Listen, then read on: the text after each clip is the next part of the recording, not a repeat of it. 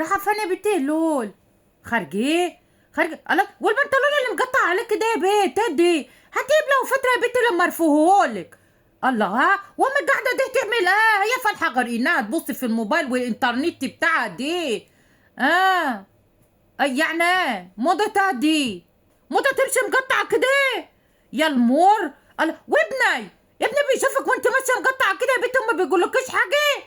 لا اله الا الله، ركب قرون امتى دي؟ هو اني فين فيزة المعاش بتاعت؟ لا علي النعمة ان الفيزا دي لو ما كانتش تظهر دلوقتي لقوم اصور لكم قتيل في البيت. هو اني قاعد اتقلب ولا ادي؟ يعني انا ما حدش معاه الباسورد؟ لا انا الباسورد دي رقم السيب. لا يا حبيبتي، لا دلوقتي الاجهزه بقت متطوره. التليفون اللي في ايدك الحديث ده انا شاكه فيك اساسا يا بيه. والله التليفون الحديث ده انت ممكن تمشي عليها الفيزا كده تاخدي منها فلوس. ده انا شفت العجايب ده الدنيا تقل خيري. هو حد يضمن حاجه زمان دي ولا ايه؟ يا بنتي يا نوال كتر خير يا بنتي ودانك عليك ليل ونهار تن وخطيبك ليل ونهار زني زني زني زني دي وانزلي لي تنزلي له يرن عليك ترد. انتش عارفه حاجه انت، ما انتوا عشان كده يا اختي الطلقات كترت عندك وبقت الدنيا، ما انتوا متاحين في اي وقت وفي كل مكان وزمان. فلوعة الحب بتاعت زمان ده كان جدك ده بيتشحتف عليا كد يرجع على النعمه كان كاتب كتب كتاب وما كانش بيشوف ضفري. اما لا انتوا كنا بنعيش حياه زي الفل مش زيكم. ده انتوا جيل معفنه دي. روحي يا اختي انزلوا له يا اختي انزلي له يمو حدود. والله يا سعاد انتم مضيعين فلوسكم على المراجيح. طالما الولا فاشل ما طلعيه وعلميه الصنعي.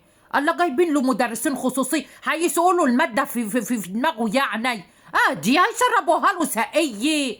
يا بنتي طلعي، انا كنت خلاص مش نافع ما تقرفونا لا فلوس على فلوس ابني ده فلوس ابني يا سعاد فلوس ابني منك لله يا شيخة منك لله. خد يا دي محمود تعالى اقول لك انت نازل دلوقتي. طب ابقى هاتلي وجبه من بري. لاني ما برضاش اكل من اكل امها تعرفها تفهمش عامله فيها دي. لا نفسها في الاكل معفن يا اخوي. هاتلي الفراخ اللي انت كنت جبتها لي قبل كده اسمها تكاكي. ايه وهي دي.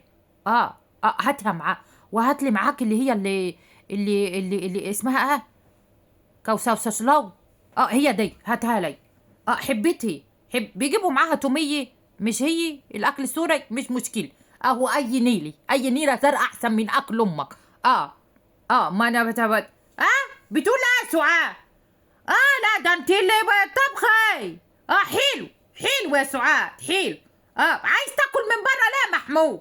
عايز امك واقفه وتعبانه وشقيانه في الاكل الله يحرقك. لا كده يمشي وانا هات اللي قلنا عليه. امشي. بصي يا اخويا بصراحه العباره كده وعلى بلاطي. انا مش جايه اخبص يعني ولا افتن ولا اعمل حاجه، بس انا مش عايزه اقول لك اللي بيدور في البيت من وراك. انت ابني برضك واتحرج عليك، بس مش مشكلي طالما انت ماشي حالك وبيتك. انا مالاني ما انا يومين وماشي. لا ما اقولش لا بدأت تقول لي عيال ماشيين على حل شعرهم والست واخده راحتها في البيت وليل ونهار ماسكه الموبايل وحاجه كربي يعني. لا اني مال طالما انتم مرتاحين في بيتكم كده اني مال يا اخوي. اني مال لا اني مال نحسش ان الناس متجله مني. اني مال بيكم وانتوا حرين فيه.